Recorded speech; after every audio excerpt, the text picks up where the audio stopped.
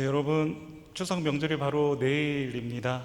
오늘 저녁 예배를 드리고 또 내일 아침이면 많은 분들이 고향길에 오르실 겁니다. 우리 성도님들 중에는 이미 부모님 댁에 가셔서 또 오랜만에 고향교회에서 예배를 드리신 분들도 계시리라 생각됩니다. 여러분, 명절이 되면 뉴스에서 어김없이 서울에서 부산까지 몇 시간 걸리고 있다, 또 고속도로 전 구간이 정체다, 이런 뉴스들이 끊임없이 나오고 있습니다. 그렇게 힘들고 고생스러운데도 사람들은 왜 명절이면 고향으로 가는 걸까요? 왜 그럴까요? 그곳에 부모님이 계시고 또 형제 자매들이 있기 때문에 그렇습니다. 나의 뿌리가 거기에 있기 때문에 우리는 힘들지만 고향을 찾게 되는 것이죠. 저도 오늘 저녁 예배를 마치면 부모님이 계신 고향으로, 제 고향 제천으로 내려가려고 합니다. 부모님을 뵙는 그 기쁨도 있지만 사실 저는 또 저희 가족은 부모님을 뵈러 가기 전에 항상 꼭 변함없이 반드시 들리는 곳이 있습니다. 사진 한번 보여주실까요? 예, 제천 사람들이면 다 아시겠지만 빨간 오뎅 그 분식집입니다.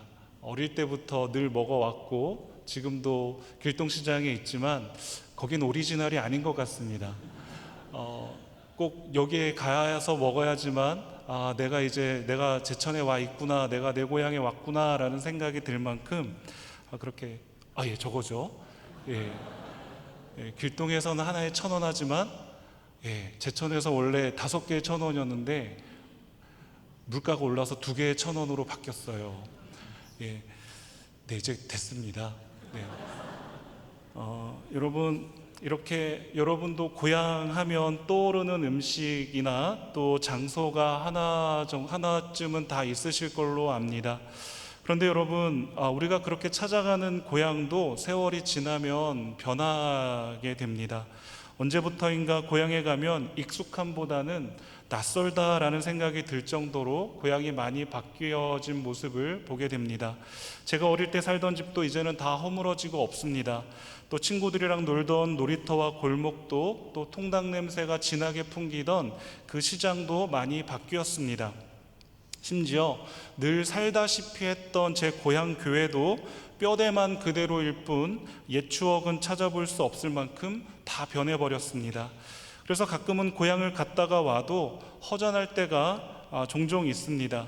이제는 내가 아는 고향은 내 마음속에만, 내 기억에만 남았구나 라는 생각이 들 때가 종종 있는 것이죠. 그럼에도 사람들은 왜 그렇게 고향을 찾을까요?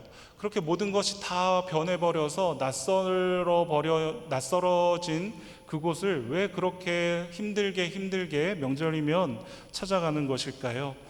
사람은 누구나 본능적으로 고향을 그리워하기 때문에 그렇습니다. 힘든 일을 겪고 있을 때 도피처로 고향을 생각하고는 합니다. 때로는 또 그 고향을 안식처로 또 생각하면서 고향을 그리워하고는 합니다. 눈에 보이는 부모님 또 가족을 향한 그 그리움 너머에 여러분, 어쩌면 우리는 그 영원한 본향에 대한 그리움이 있기 때문이 아닌가라는 생각을 갖게 되는 것이죠. 그 하늘 아버지께로 돌아가고 싶은 영적인 향수가 있다라는 것입니다. 여러분, 오늘 우리가 읽은 요엘서 말씀은 바로 그 본향을 보여주는 말씀이 되겠습니다. 요엘 선지자는 남유다에서 활동했던 선지자였죠. 그가 활동하던 시대는 평안한 시기가 아니었습니다. 메뚜기 떼가 온 나라를 뒤집었습니다. 포도원도 곡식밭도 과수원도 이 메뚜기 떼들로 인해서 다 황폐해졌습니다. 경제는 무너졌고 제사드릴 곡식도 남지 않았습니다. 이제 이 나라의 신앙은 겉껍데기만 남게 되었습니다. 요엘은 그 재앙을 단순한 자연재해로 보지 않았습니다. 그래서 요엘 선지자는 이 요엘서에서 외치고 있습니다. 이것은 하나님의 경고다고 외치고 있는 겁니다. 여호와의 날이 가까이 왔다라고 이 요엘 선지자는 선포하고 있습니다.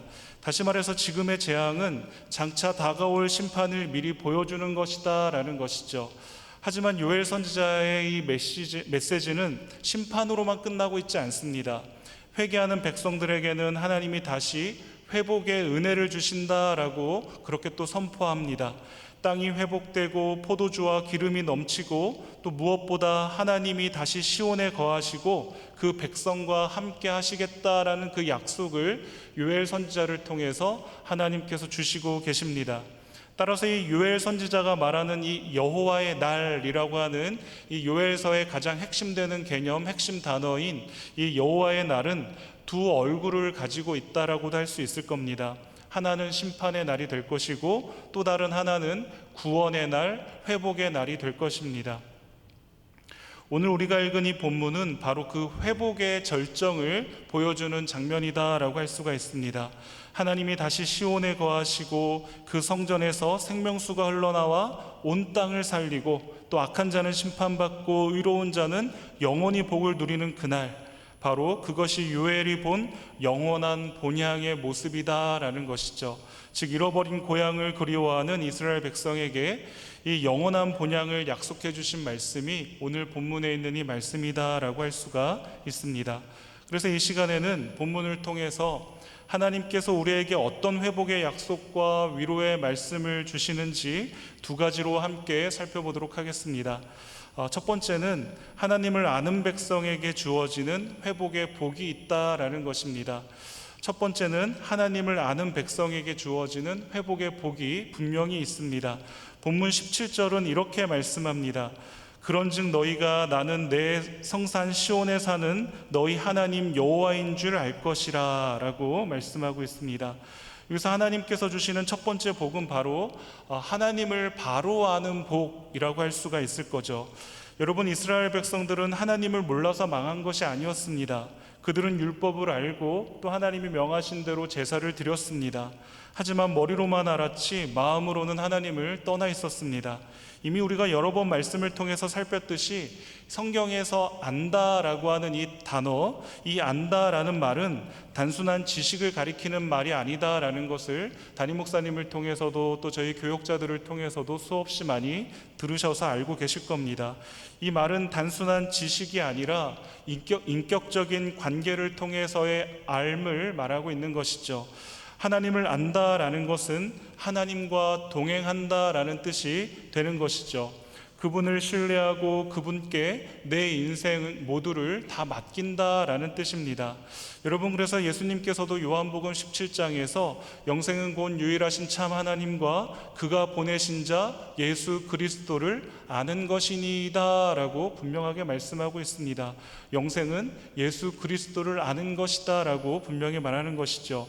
하나님을 아는 것이 곧 구원이다라는 말씀입니다. 여러분, 우리가 신앙생활을 오래 해도 하나님을 정보로만 알면 그 삶이 변화가 없습니다. 하지만 그분을 인격적으로 만나면 달라진다라는 것이죠. 내가 예수를 믿은 지 교회를 출입한 지 수십 년이 되었건만 왜 내 삶은 변화가 없는가? 왜 내 삶 속에는 기쁨이 없고 평화가 없는가? 라는 것에 마음 깊은 곳에서부터 의문을 가지고 또 그것에 대해서 그 문제를 해결하지 못하고 계시는 분들이 계시다면 여러분, 곰곰이 한번 생각해 보십시오.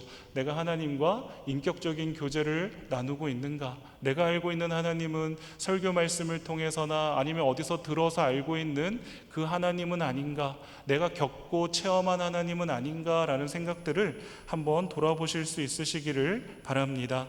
여러분, 하나님을 아는 것이 구원이고 우리가 신앙생활을 오래 해도 하나님을 정보로만 알면 삶이 변하지 않는다라고 말씀을 드렸습니다.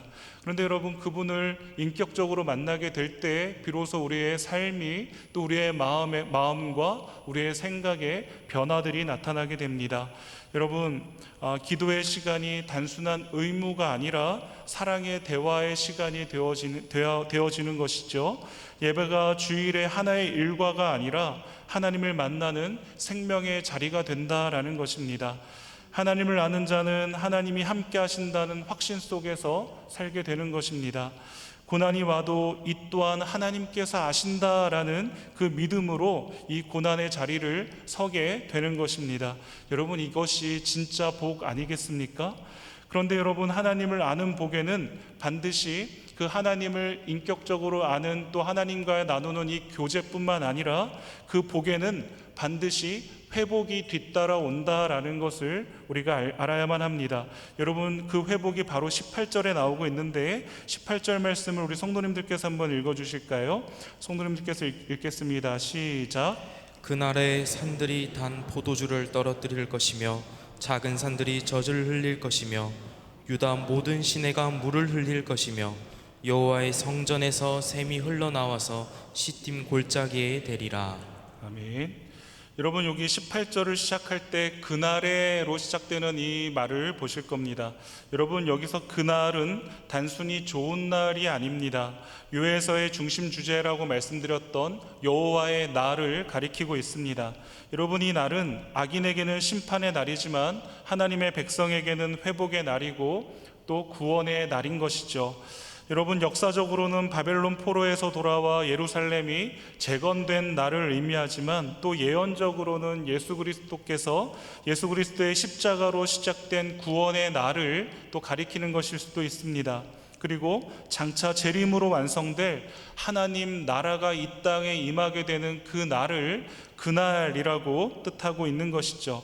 여러분, 이 날이 오면 산이 포도주를 떨어뜨리고 젖이 흘러 넘친다라고 말씀하고 있습니다. 유다의 시내는 메마름이 없고 성전에서는 생명수가 흘러나온다라고 말합니다. 그 물이 시딤 골짜기, 곧 가시덤불 가득한 황무지까지 그 물이 모두 적실 것이다 라고 말씀하고 있는 것이죠. 하나님의 이 회복은 단지 위로가 아니라 변화가 된다, 변화라는 것을 알게 됩니다.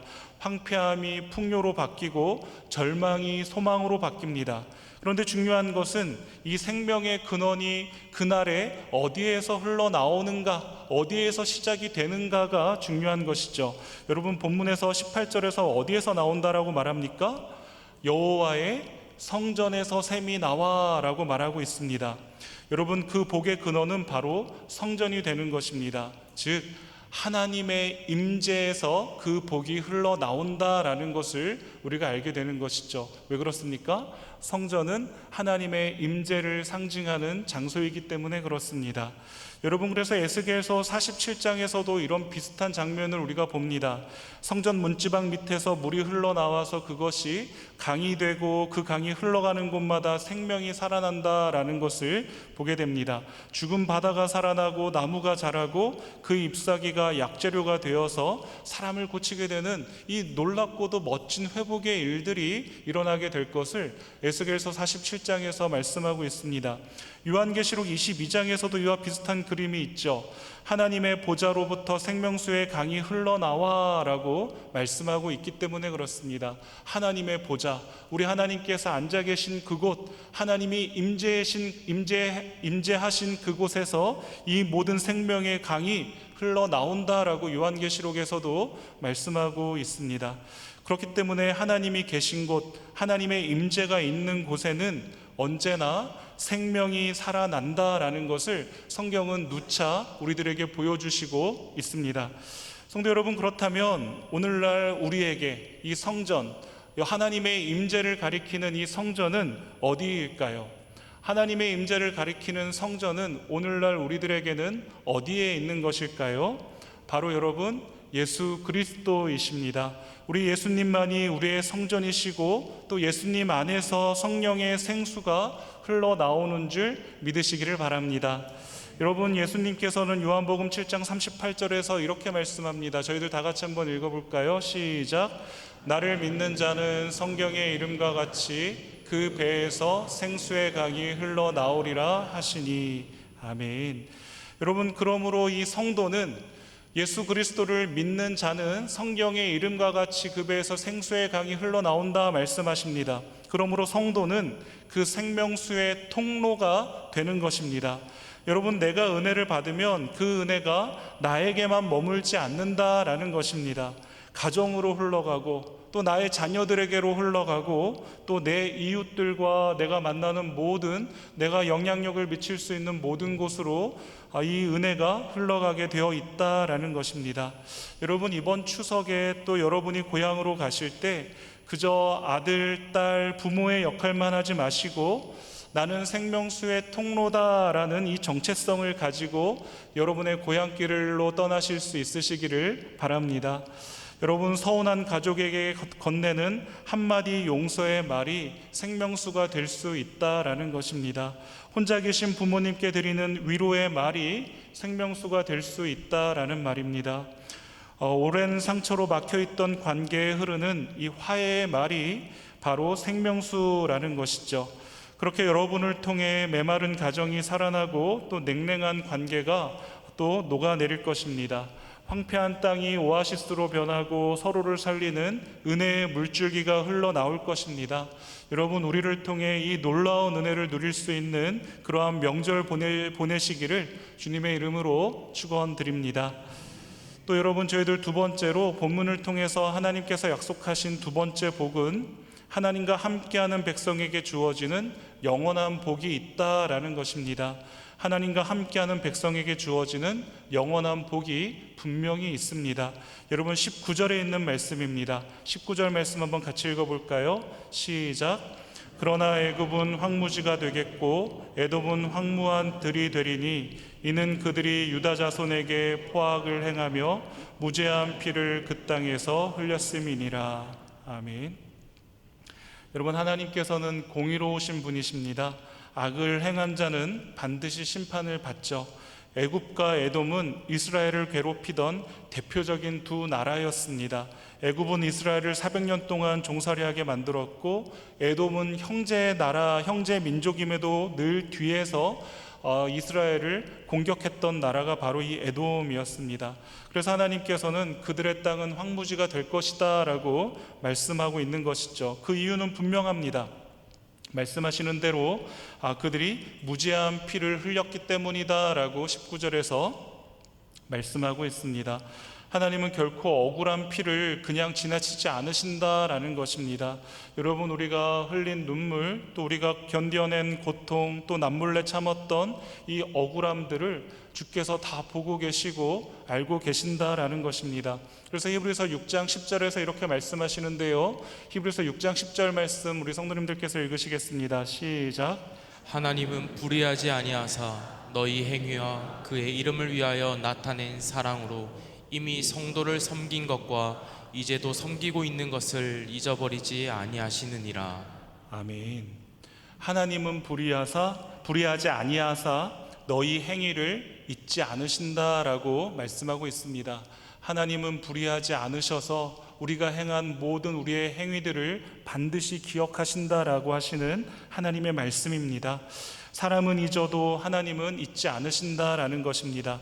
하나님이 반드시 갚으신다라는 것이죠. 그래서 20절 말씀은 이렇게 말씀합니다. 유다는 영원히 있겠고 예루살렘은 대대로 있으리라 라고 말씀하고 있습니다. 하나님의 백성은 결코 사라지는 법이 없겠다라는 하나님의 선언, 하나님의 약속이 20절에 있는 이 말씀입니다. 지금은 무너지는 것만 같아도 다시 세워집니다. 지금은 쓰러지는 것만 같아도 하나님께서 다시 일으키신다라는 말씀입니다. 그래서 21절에서는 이어서 이렇게 말씀합니다. 우리 21절 말씀도 한번 같이 읽어볼까요? 시작. 내가 전에는 그들의 피 흘림 당한 것을 갚아주지 아니하였거니와 이제는 갚아주리니 이는 여호와께서 시온에 거하심이니라. 아멘. 21절 끝절을 보시면 이는 여호와께서 시온에 거하심이니라 라고 말씀하고 있습니다. 하나님이 거하시는 곳, 그곳이 바로 참된 복의 자리이며 우리의 본향이 되는 줄 믿으시기를 바랍니다. 성도 여러분, 하나님이 함께 하시면 모든 것이 달라집니다. 환경이 아니라 하나님의 임재가 또 하나님과 동행함이 우리의 복이 되는 줄 믿으시기를 바랍니다. 고향의 밥상보다 하나님이 함께 하시는 식탁이 더 복된 자리입니다. 하나님이 내 인생에 거하시면 그분의 평안과 은혜가 내 안에 흘러 넘칩니다. 예수님은 임마누엘, 곧 하나님이 우리와 함께 하신다라는 이름으로 이 땅에 오셨다라는 것을 꼭 기억하시기를 바랍니다. 하나님이 우리와 함께 하시는 그분이 우리 주 되시는 주님이시다라는 것이죠. 그렇기 때문에 십자가에서 우리 죄를 담당하셨고 지금도 성령으로 우리와 동행하시는 그분께서 우리의 걸음걸음마다 동행하시고 우리의 마음씀과 우리의 눈물 흘림과 한숨 짓는 그 모든 시간들 속에 하나님이 기억하시고 아신다라는 것들을 기억하시기를 바랍니다. 그러니 여러분, 이번 추석 고향을 향해 떠나실 때 이렇게 고백해 보시면 어떨까요? 하나님이 나와 함께 하신다라는 이 고백을 가지고 여러분들의 그 고향으로 떠나시는 모습들이 있으시기를 바랍니다. 여러분, 이것이 진짜 설렘이고 또 진짜 위로가 아닐까 싶습니다. 부모님이 차려주신 맛있는 음식도 좋지만 하나님이 내 발걸음에 동행하신다는 그 믿음이 우리 안에 더 귀하게 여겨져야 될 줄로 믿습니다. 하나님이 함께 하신다면 어떤 자리도 고향이 됩니다. 우리 인생의 마지막 고향은 결국 하나님이 거하시는 곳이 된다라는 것이죠. 그래서 요한계시록 21장에서는 하나님의 장막이 사람들과 함께 있음에 하나님이 그들과 함께 거하시리니 라고 말씀하고 있습니다. 하나님의 장막이 사람들과 함께 있음에 또 하나님이 그들과 함께 거하시리니 라는 이 말, 여러분, 그곳이 우리의 마지막 집, 영원한 본향이 되는 줄 믿으시기를 바랍니다. 여러분, 말씀을 맺겠습니다. 여러분, 내일이면 고향으로 향하시던지 또 가족들이 또 여러분들을 찾아오시던지 하실 것입니다. 여러분, 고향은 언제나 따뜻하고 그리운 이름입니다. 하지만 여러분, 오늘 말씀을 꼭 기억하시기를 바랍니다. 이 땅의 고향은 변합니다. 집도 골목도 사람도 다 변하고 바뀝니다. 그러나 우리의 참된 본향은 변하지 않습니다. 그곳은 하나님이 계신 곳, 하나님이 친히 거하시는 영원한 시온인 줄 믿습니다. 그 본향에서는 하나님을 얼굴과 얼굴로 뵙게 되는 그 복되고 영광스러운 순간이 여러분 우리를 기다리고 있음을 사모하시는 은혜가 있으시기를 바랍니다. 여러분, 이번 추석 고향길에 오르실 때 단지 부모님을 만나러 가는 것이 아니라 하늘 본향을 그리워하는 마음으로 가시기를 바랍니다. 그리고 그곳에서 하나님의 생명수를 흘려보내는 통로로서의 역할들을 잘 감당하고 돌아오실 수 있으시기를. 제가 기억하는 저희 어머니의 모습은 이렇게 명절이 되면은 늘 모르긴 몰라도 한 달 전부터 늘 굳은 결단과 또 금식으로 그 기도를 엄청 많이 하시고 계시던 저희 어머니의 모습을 저는 늘 기억합니다. 늘 저희 큰집 작은집 식구들이 다 믿지 않으셨기 때문에 저희 엄마 혼자 그 모든 영적인 전쟁을 감당하기에는 너무나도 힘이 드셨든지 이 명절이 저에게는 마음이 편한 명절은 아니었던 것 같습니다. 엄마 눈치 봐야 되죠. 큰 집도 작은 집 눈치 봐야 되죠. 어린 나이에 그 가운데 껴가지고 저는 엄마가 하라는 대로 이렇게 했던 그런 기억들이 늘 있어 왔습니다. 여러분, 우리가 그렇게 영적인 전쟁을 치르는 자리인 것은 우리가 잊지 마시되 우리 믿지 않는 우리의 형제 자매들이 믿는 우리들을 여전히 보고 있음을, 우리의 표정 하나하나, 우리의 말투 하나하나, 우리의 입술에서 나오는 말 한마디 한마디를 다 보고 듣는 그것들을 통해서 우리 안에 거하시는 예수 그리스도를 바라보고 있다라는 사실을 잊지 마시고 여러분, 하나님의 생명수를 흘려보내는 통로가 다 되시기를 바랍니다. 부모님께, 가족에게, 이웃에게 하나님의 사랑과 평안이 여러분을 통해 흘러가기를 주님의 이름으로 축원드립니다. 그리고 언젠가 우리 모두가 도착할 이 영원한 본향, 하나님이 거하시는 시온에서 모두가 한 분도 빠짐없이 다시 만날 날을 우리가 다 함께 소망하며 이 땅에서의 삶을 기쁨으로 또 감사함으로 또 담대함으로 하나님 앞에서 살아드릴 수 있는 저와 여러분들 다 되시기를 주님의 이름으로 축원드립니다. 기도하겠습니다. 하나님 아버지, 감사합니다. 요엘서 3장의 말씀을 통해 이 땅의 고향을 넘어 우리의 참된 본향이 하나님 나라임을 깨닫게 하시니 감사합니다. 주님, 우리가 눈에 보이는 세상에 마음을 두지 않게 하시고 하나님을 바로 알고 하나님과 동행하는 복을 누리게 하여 주시옵소서. 성전에서 흘러나오는 생명수처럼 우리의 삶에서도 사랑과 용서와 화해가 흘러갈 수 있는, 그 화해를 흘려보낼 수 있는 생명수를 내뿜을 수 있는 생명수의 통로들이 다 되어질 수 있도록 주님, 우리를 그렇게 사용하여 주시기를 원합니다. 이번 명절 우리의 발걸음이 단순한 고향길이 아니라 하나님이 함께 하시는 믿음의 여정이 되게 하시고 만나는 모든 자리마다 주님의 평안이 머물게 하여 주시옵소서. 우리의 마지막 본향 하나님이 거하시는 영원한 시온을 사모하며 오늘도 그 길을 향해 걸어가는 우리 모두가 다 되어질 수 있도록 주님 인도하여 주시옵소서. 감사드리며 예수 그리스도의 이름으로 기도합니다. 아멘.